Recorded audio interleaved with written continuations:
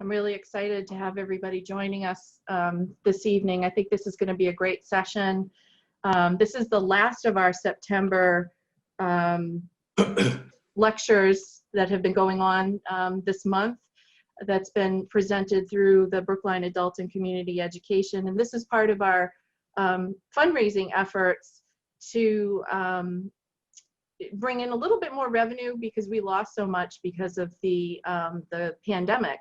We had to cancel so many classes, so we decided to run a full month-long series of lectures on different topics of interest to people, and we've gotten some really great feedback from people that have joined us that we're hopefully going to be able to continue doing things like this in the fall and the winter.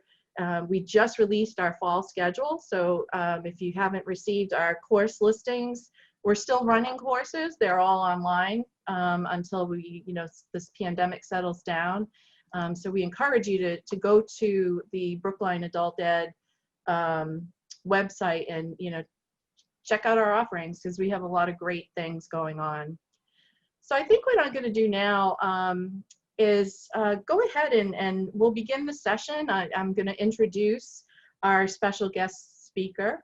I should probably introduce myself as well. I'm the new director of the Brookline Adult and Community Education. My name is Michelle McGlone. I started in January, and it has been a wonderful experience. Great people in Brookline, meeting a lot of people, taking our classes through Metro Boston. And when we were planning on putting this lecture together, I thought of Ken Feinberg. Ken Feinberg is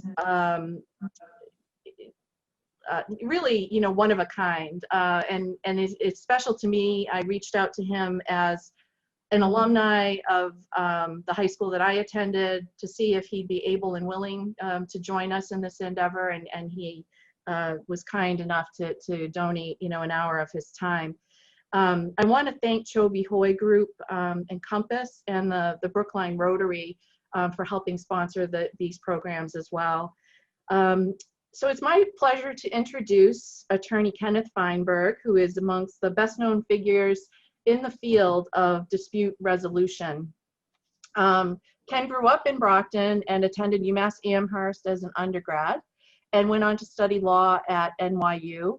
Ken landed in Washington, D.C. as the chief of staff to Senator Ted Kennedy, and in 1984 was chosen to help mediate a class action lawsuit brought by 250,000 Vietnam War veterans against chemical companies who manufactured Agent Orange. He was asked by the Attorney General of the United States, and Ken served for 3 years doing pro bono work as the Special Master of the U.S. government's September 11th Victims Compensation Fund, which is chronicled in his book, What is Life Worth, from 2005. He was later appointed Special Master for the BP oil spill Deepwater Horizon Disaster Victim Compensation Fund, and has also managed compensation systems relating to Sandy Hook, Aurora, Colorado, and the Virginia Tech shootings, and the Boston One Fund following the Boston Marathon bombings. And in 2017, a documentary was featured on Ken entitled Playing God, Deciding What a Life is Worth. And a movie's coming out, I believe, this year called Worth, where Ken is being played by actor Michael Keaton. And this movie was featured at the Sundance Film Festival. Ken has served as the chairman of the board of directors for the John F. Kennedy Library Foundation here in Boston. And today he is an active mediator, arbitrator, and also an adjunct professor at many prominent law schools, such as Columbia University, University of Pennsylvania, Georgetown, New York University, and the University of Virginia. So without further ado, I'm going to turn things right over to Attorney Kenneth Feinberg, and thank you again for joining us. I'm glad to be here. I'm glad to spend a few minutes. I want to thank Michelle for the invitation. You don't say no to Michelle when she calls you, and then calls you again, and then emails you, and then calls you a third time. So after a while, you realize that she is a great promoter of these Brookline and these Massachusetts programs. And yes, I grew up in Brockton, went to Brockton High School long before Michelle did, and occasionally go back to Brockton actually to see friends. But I wanted to chat for a few minutes tonight about my work, but also the implications of my work in light of the pandemic. Michelle lists a series of tragedies in America: Agent Orange, herbicide, dropped in Vietnam that impacted the health of so many American soldiers when they returned. The 9/11 Victim Compensation Fund following the terrorist attacks in September of 2001. The Boston Marathon bombings on Patriots Day. The Sandy Hook Elementary School shootings, a deranged gunman kills 25 first-grade students and faculty. Aurora, Colorado, where a Dark Knight movie was being shown and an assassin went into the movie theater, the lobby, and killed 13, 15 people, wounded 100 in the movie theater. These are all the BP oil spill in the Gulf of Mexico, where the Deepwater Horizon rig exploded in 2011 and spewed oil all over the Gulf of Mexico. All of these tragedies led to a decision by our elected officials, not me, our elected officials or judges or appointed cabinet offices like the Attorney General. They decided we ought to create a very special program to compensate innocent victims of these respective tragedies. If you're an innocent victim, you lost a loved one on 9/11, or you lost a loved one in the Patriot bombings on Patriots Day, Marathon, or you suffered terrible economic harm because you couldn't fish in the Gulf of Mexico after the BP oil spill. Somebody, the Congress, a president, a governor, a local mayor, somebody decides we have money and let's set up a special compensation program just for these victims.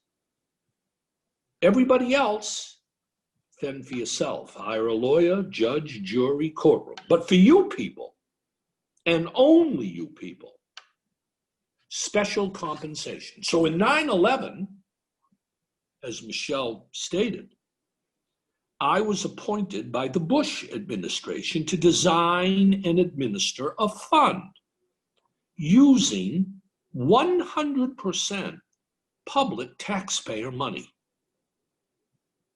I distributed $7.1 billion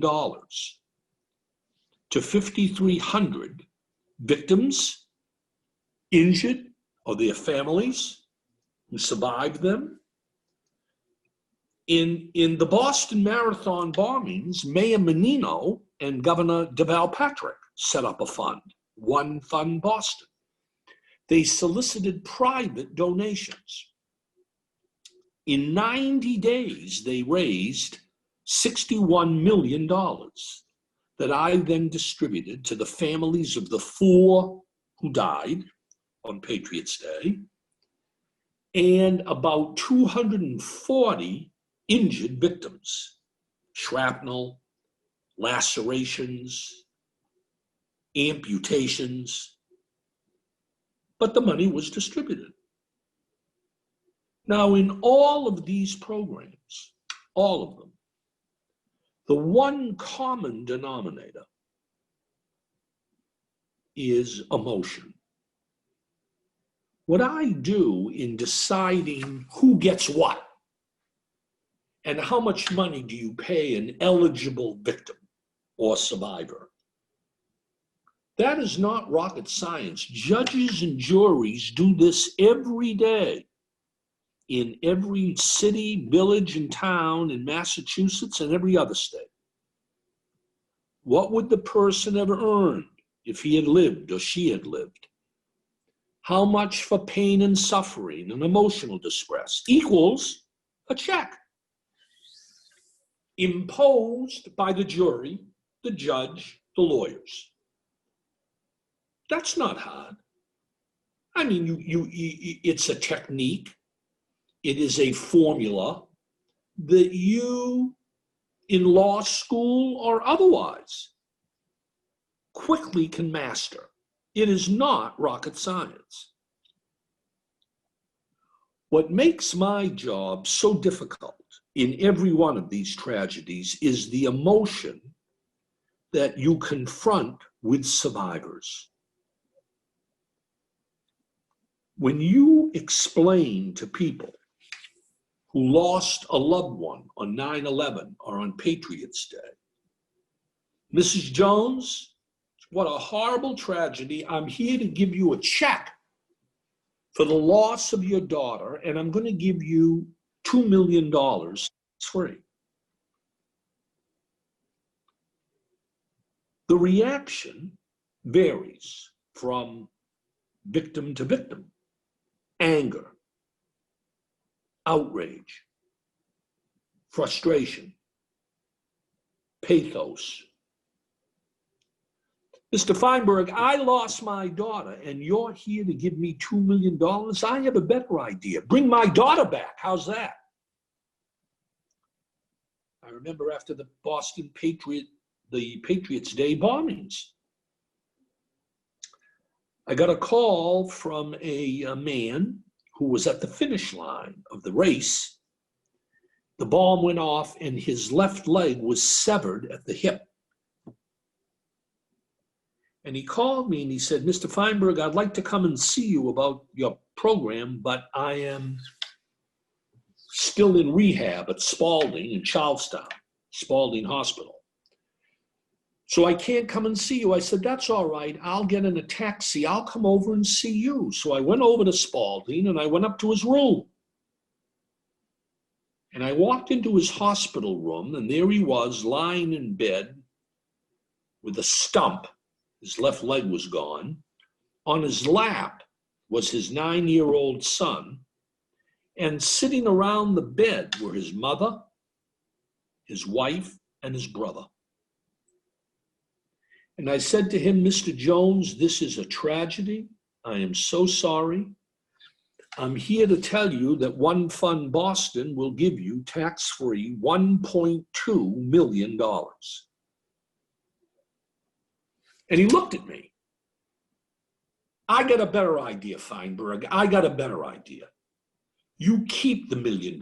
Give me my leg back. How's that? I want my leg back, not the money.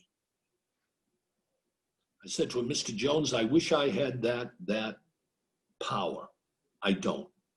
All I can do is provide you some compensation for your tragedy. Yeah, great. Thanks for nothing. Well, I left there as fast as I could. There's nothing, you can try and empathize, but believe me, people suffering such loss and lying in grief, money is pretty hollow. It's a pretty hollow response. People say to me, is your compensation program that you set up, Mr. Feinberg, do you think it's fair and just? I say, absolutely not. A program like this, don't talk about fairness or justice. Money as a substitute for the loss of your son, that's not fair and that's not just. That's the system.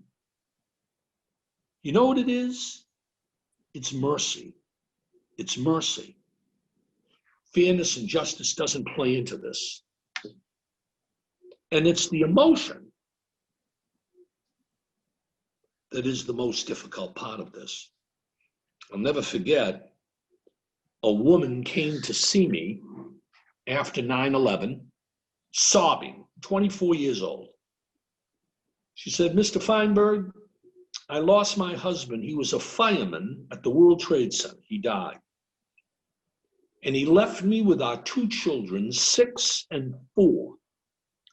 Now, Mr. Feinberg, you've told me I'm going to get $2.4 million for the loss of my husband. I want it in 30 days. And I said to this woman, I said, Mrs. Jones, you're going to get the money, but this is public money. It comes from the U.S. Treasury. And you got to give them a chance to process your claim and run it through the bureaucracy and cut a check. It may take 60 days or 90 days, but you'll get the money. No, I want it in 30 days. I said to her, I said, Mrs. Jones, why? Why do you need the money in 30 days? She said, why? I'll tell you why, Mr. Feinberg. I have terminal cancer. I have 10 weeks to live. My husband was going to take care of our two children after I was gone. Now they're going to be orphans. Mr. Feinberg, I have got to get this money while I still have my faculties. I've got to set up a trust.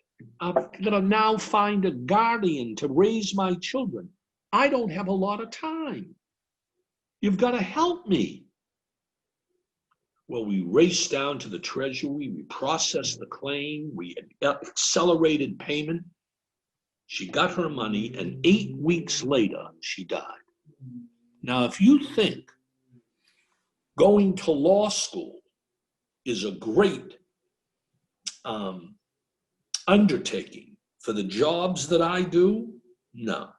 My law school degree in this type of program is a wash. Better a divinity degree or a degree in psychiatry, because how you empathize and how you deal with people becomes a critical job prerequisite. And I tell young lawyers who want to work with me, you better brace yourself for what you're going to hear. You better really brace yourself for the emotional trauma of empathy and confrontation with innocent people who have been thrown a curveball or through no fault of their own, and who are angry and frustrated. Now, Michelle asked me, before we take questions, with all of these programs, 9/11, Agent Orange, BP, Sandy Hook, the Pulse nightclub terrorist attacks in Orlando, Aurora, Colorado, all of these programs as precedent. What about a new program, a coronavirus fund that would compensate innocent victims of the virus? What about establishing some type of public compensation program where people could voluntarily file a claim like 9/11 and receive lost wages, economic harm, financial injury, or if you prefer, not even that. Just they get a gift from the American people for their work. Do I think that a fund like that might be designed and enacted by Congress? I don't think so. I don't think so. And I tend to think it would probably be a mistake, unsound public policy. Why do I say that? Why do I say that in light of the successes, really, of the 9/11 Fund and all these other programs? Well, The problem with designing a coronavirus fund is to ask each of you this question: who's eligible to be compensated? Who's eligible? If you set up a program like 9/11, who can file a claim to be compensated? Remember, in 9/11, for all of the horror and tragedy, it was a very finite number of eligible claimants. You either were on the airplanes, at the World Trade Center, or at the Pentagon.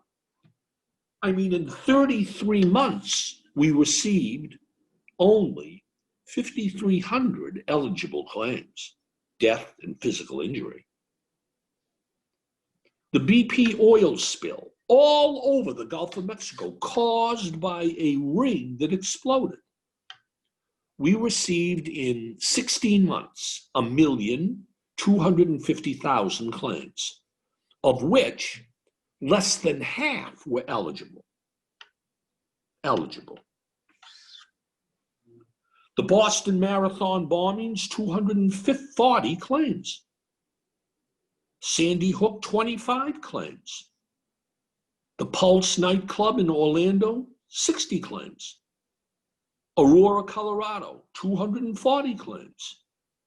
Can you imagine the pandemic? How many claims? Who's eligible?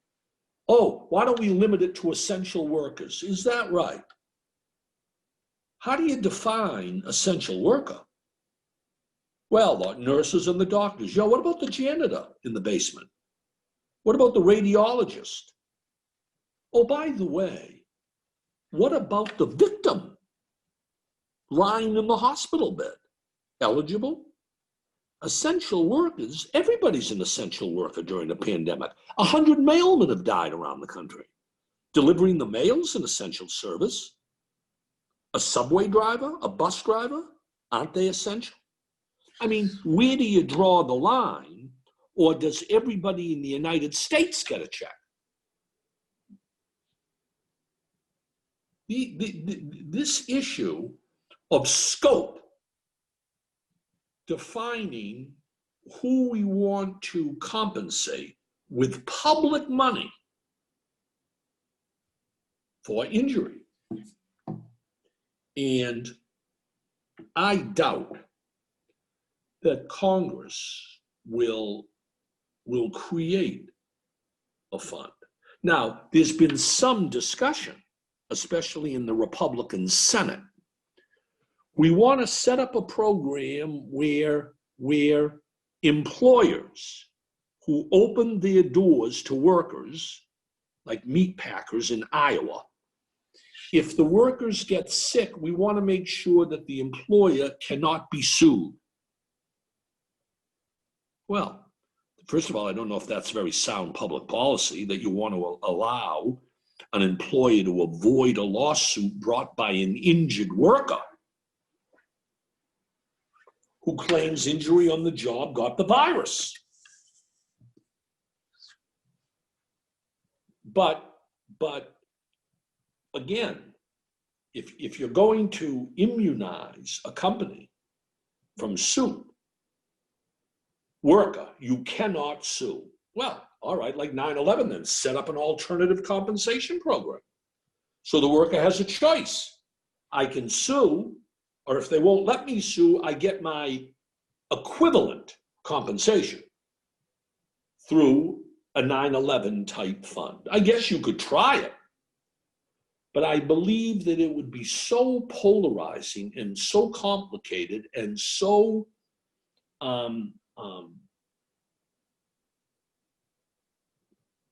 it would create such mischief and promote such anger around the country that it wouldn't be worth doing. It wouldn't be worth doing. Mr. Feinberg, he's deemed an essential worker and she's not deemed an essential worker. How dare you? Either we're both or neither of us. One thing I've learned in these programs, one thing I've learned among people who file claims. Everybody counts other people's money. Don't ever forget that. It's not how much am I getting from the government or from a program. It's not how much compensation I'm getting. It's how much am I getting relative to my next door neighbor. That becomes very, very emotional. Mr. Feinberg, you're giving me $2 million for the death of my wife at the World Trade Center. $2 million, tax-free. Big deal, you're giving my next door neighbor whose husband died $3 million. What do you have against my dead wife? You never even met her. Be careful. When you set up these programs, however well-intentioned, remember, no good deed goes unpunished. I hear now some talk, I read articles. Should we provide compensation, reparations for slavery? Really? Really? How is that going to work? Who's eligible? Well, maybe we ought to make eligible the descendants of slaves. Prove it. Prove that you're a descendant from a slave. And what about all those victims, black and white, of Jim Crow, of segregation and lynchings? Are they eligible? They're not. An individual today is a descendant from a grandparent, great-grandparent, great-great-grandparent of Jim Crow, 1870, 80, 90, 1900, 1920. Mr. Feinberg, my great-great-great-grandfather was lynched. Why aren't I eligible? Why aren't you eligible for compensation? Your great-great-great-grandfather died during the Jim Crow era. Why shouldn't you be eligible? I mean, what I've learned is that be careful about these programs. These programs are exceedingly rare. I don't think you'll ever see again a 9/11 type program using public money as opposed to private donations. Maybe you will. But be careful what you wish for when you propose a pandemic COVID-19 virus fund. I think it will promote a great deal of controversy. So there's my 30 minutes. You know, with Michelle, you stick to the script or off with your head. Now it is, I do have a hard stop, but we got plenty of time. It's only 7:35. And I told Michelle I'd be glad to take questions. Maybe a slight preference for questions from Brockton, but doesn't have to be. And I throw it open to Michelle as to how we'll get to the questions. Well, thank you. That was really interesting, very thought-provoking. I'm sure we have some questions. What we can do, since it's such a small group, is we can do two different things. We can have people type in their question in the chat box where I could read the question out loud, or just take yourself off of mute and raise your hand, and I'll keep scrolling through and I can call on you to ask your question. So I guess my first question to the group is, who would like to be the first to ask a question of Kenneth Feinberg?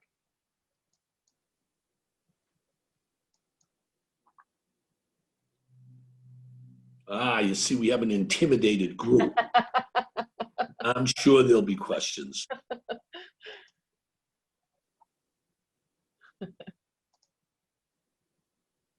I have a question for you. When you mentioned the sheer numbers of cases that you were dealing with, did you have a huge staff that you were working with to process all of these claims? Or, did you see every single victim yourself, or did you have a team of people that would do that? It all depends on the size of the claimant pool. So in the BP oil spill, I received, as I say, 1,250,000 claims. So at one point, we had something like 2,000 or 3,000 people working for us on contract in the Gulf of Mexico. We set up 35 separate claims offices throughout the Gulf, from Galveston to Mobile Bay. And so that was a huge undertaking. Now, in 9/11, we only had at any one time, I think, a total of 450 people working for us, accountants, lawyers. And in the Boston Marathon, we had 2 people on loan to us, I believe from John Hancock, pro bono. So you have as many people as you need to accelerate the processing of claims. And in 9/11, there were so many hearings, 1,500 people wanted to be heard, that I couldn't possibly do it all myself. And my staff, we divided it up. But I still heard about 900 individual, private, confidential hearings with survivors or families of victims. And it was extremely debilitating. But you get through it, you have a job to do, you do your best you can. And again, the infrastructure, the size of my staff will depend strictly on the volume of claims. There's a question here in the chat. How did you assess the claims? Did you have predetermined guidelines or metrics ahead of time to work from? Absolutely. Absolutely. What we did in every one of these programs, we established a protocol, the terms and conditions of the program. We established that protocol and made it very transparent and very public, and provided everyone a draft opportunity to respond for 30 days before we finalized it. And when we initiate these programs and begin to receive claims, there is absolutely a public protocol. I think the Boston Globe, after One Fund Boston, printed it. And it lays out the terms and conditions of the deal. So, for example, after the bombing on Patriots' Day in Boston, we published a draft protocol, and it said, eligibility, the 4 families of those who died, those who suffered double, there were 2 that suffered double amputations. There were about 18 single amputations. And then our draft protocol said everybody who was admitted into a hospital, Mass General, Brigham, Beth Israel, etc., everybody who was injured and admitted into a hospital was eligible for compensation. Well, during the 30-day period, we got criticism. People wrote us and said, look, Mr. Feinberg, I was injured after the bombing. I went to Mass General to the emergency room. They didn't have any rooms, so they sent me home. I was very courageous. I sucked it up. I went home. Your program, your draft says you have to get money, you have to have been admitted overnight into a hospital. That's outrageous. I should get money even though I was sent home and I never spent a night in the hospital. We amended the protocol. And we said, anybody who stayed overnight gets money. And anybody who was sent to the emergency room, stitched up, broken bones, lacerations, and was sent home, we'll still give them $10,000. So absolutely there has to be clearly defined conditions of eligibility, the formula for compensating victims, the proof requirements, the right to a hearing. All of this must be published, articulated, out in the open for comment and finalization.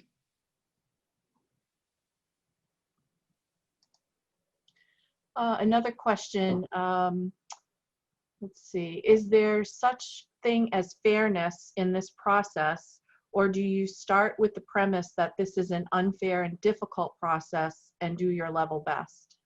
The latter.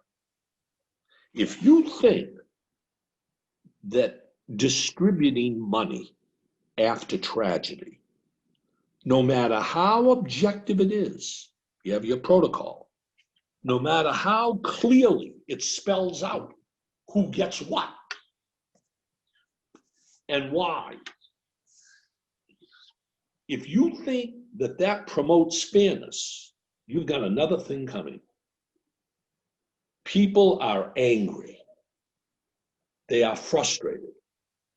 They don't know what they're going to be doing next week, never mind next month and next year. Do not expect thanks for these programs. Do not expect gratitude, appreciation. Don't wait for some victim or family to say thank you. It will not happen, nor should it. Nor should it. Money is a very poor substitute for loved ones lost. And I've learned over the years, when you take on one of these assignments, you better brace yourself for what you're going to hear and the invective and criticism that's going to come your way, no matter how well or how effective you are in trying to convey empathy. It is a harrowing task, and it is very debilitating. Another question. I know you love Brockton. How did it shape you for your life's work, and especially in your role dealing with the human side for your decision making on these funds, dealing with the loss of people's lives? Brockton was an important part of my early youth. I was very, very fortunate. I lived in Brockton at a time in the 1950s and early 1960s when optimism reigned. In Brockton, in the rest of our country, people were enthusiastic about getting ahead, about succeeding, and there was a communitarian ethic in Brockton. Senator Kennedy used to tell me that he thinks it must have been the water in Brockton. But everybody sort of helped each other out for the common good. And I want to tell you one very important influence in my public career, and it happened when I was 15, 16 years old. When I was a teenager, the President of the United States was a son of Massachusetts, John F. Kennedy. And John F. Kennedy told America, serving the public interest is a noble undertaking. Government is not a dirty word. And I'll never forget when he said, every individual can make a difference. Now, those phrases, those terms, those principles, those words sort of fall on deaf ears today, unfortunately. But at the time, they had a tremendous impact on me and my friends. And I think to this day, my willingness to do some of these tasks can be directly attributable back to the words and the leadership of President Kennedy. And That's my answer about Brockton and what Brockton to this day means to me and how grateful I am for the time I spent in Brockton during my youth with my brother and my sister, my parents on the west side of Brockton, and what it meant to me.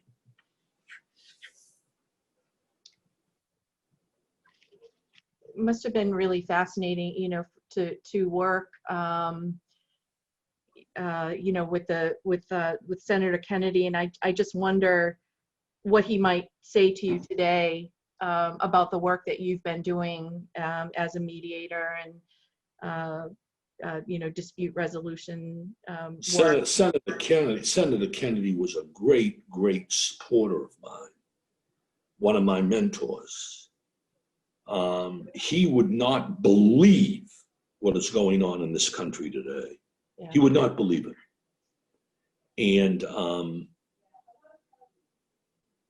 a great loss, but during my career, certainly right up until after BP oil spill, he was around and he was very supportive of what I was doing. Yeah. A couple more questions that came up here.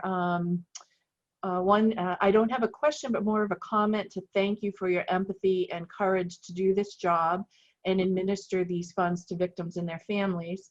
When I look at the accomplishments of the Martin Richard Foundation and Martin's Park at the waterfront in Boston, where children from all over the world can play, I hope you can get some gratification that some good has come out of these unbelievable tragedies. You're absolutely right. To this day, people stop me in Boston. They stop me at airports around the world. Mr. Feinberg, aren't you the guy that did the 9/11 fund? I go, that's right, I'm ready to duck because, you know, that's taxpayer money. Oh no, Mr. Feinberg, what you did was wonderful. On behalf of the American people, I want to thank you. And that reinforces really your resolve, just like this lady who mentions this program in Boston. It reinforces your resolve. There's good that can come out of all of this. Not that we want it, not that we want these tragedies, but how we respond to tragedy as one nation, one people, not liberal, conservative, blue, red, Democrat, Republican. The programs I administer, those programs are apolitical. Apolitical. I get as much support from conservative, liberal members of the society, doesn't matter. Everybody is sort of circling the wagons in times of tragedy. Okay, there's another question. You mentioned that a COVID compensation fund in its traditional sense is unlikely. Do you think there might be something similar implemented, however? I'm not sure what. If similar means, could there be some sort of way to compensate victims? I don't think so, but you're on to something here. The idea of providing some sort of government taxpayer relief to people. Well, we tried it with a $3 trillion compensation program about 3-4 months ago. We haven't been able to replicate it. We should use another one. We could use another one. So far, can't. So something to sort of prime the pump and help the American people, I think, would be an excellent move, and Congress may yet do it after the election. Another question is, thank you for a great talk. A major reason you gave for not having something like a COVID fund or reparations was scope. Do you have any comment or thoughts about compensation for Holocaust survivors, which were usually large in scope? Or unusually large in scope? Oh, there have been a couple of Holocaust funds. First of all, the Holocaust is very large in scope. Let's say 6 million people, 6 million Jews. More if you count more than Jews. But Still, it's a finite number. You know, 6 million, 8 million, 9 million, not 60 million, not 100 million.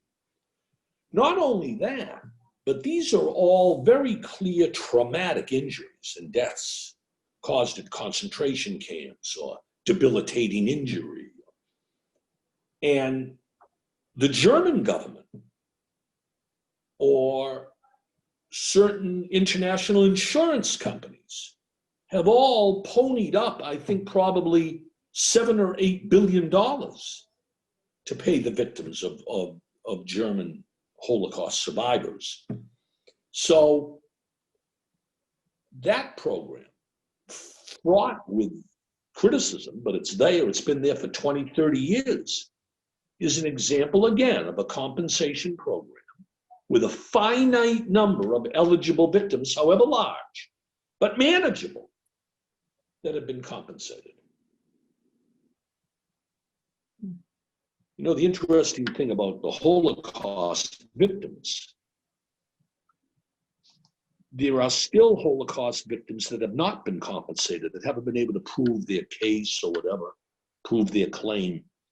But every day that goes by, you know, Holocaust victims die every day from old age. And the number of potentially eligible applicants in the claim pool has dwindled. So we'll see. We'll see. Do you think eventually, you know, over time, that there could be some kind of victims compensation fund for families and people who illegally migrated to this country and were placed in the detention centers? Can you ever foresee something like that coming about in the future? No. You mean, should we compensate illegal immigrants who suffered wrongdoing? Don't get me wrong. Mm-hmm. Suffered wrongdoing, but were in actuality improperly in the country? No. I can't see a compensation fund to compensate them. Okay. You know, these funds are very, very rare. And what it takes, I think, for elected officials to establish a fund that'll compensate is a groundswell of emotion on the part of the American people. They're the ones. After the Patriot bombing, remember, President Obama came to Boston and he said, you know, there's a little bit of Boston in every American. Well, he's absolutely right about that. The country was absolutely thunderstruck by the bombings, and people donated money. And it was Mayor Menino and Governor Patrick that created One Fund Boston on behalf of the American people.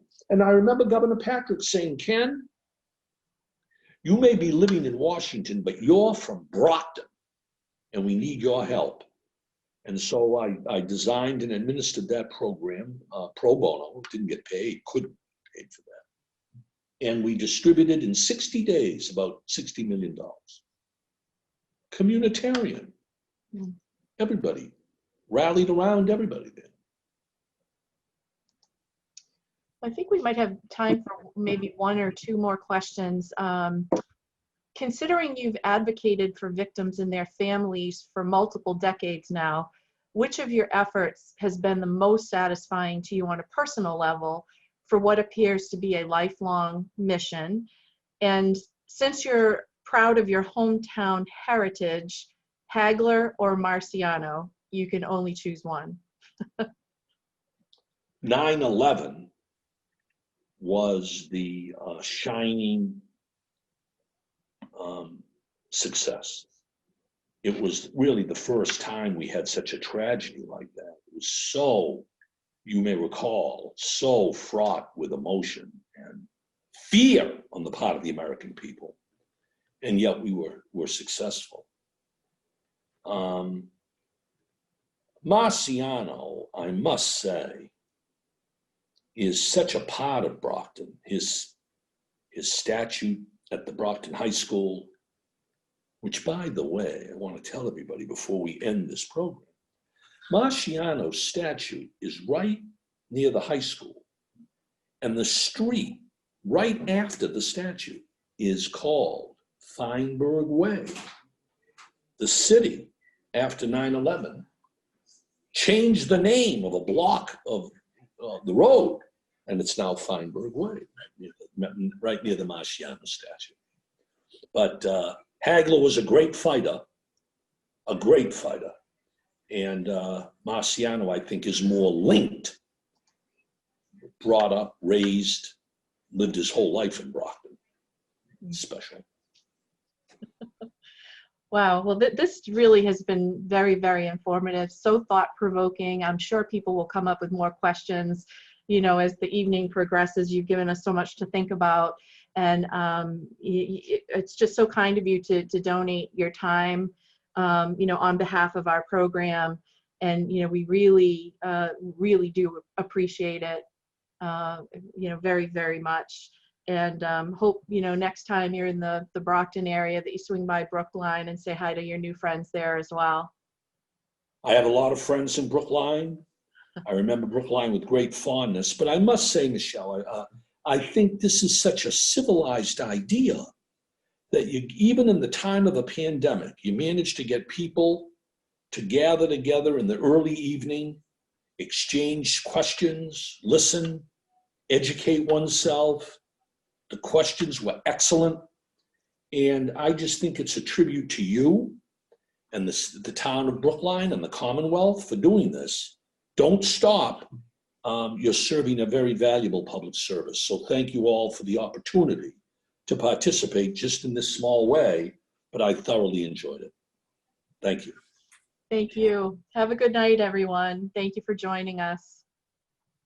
Thank you.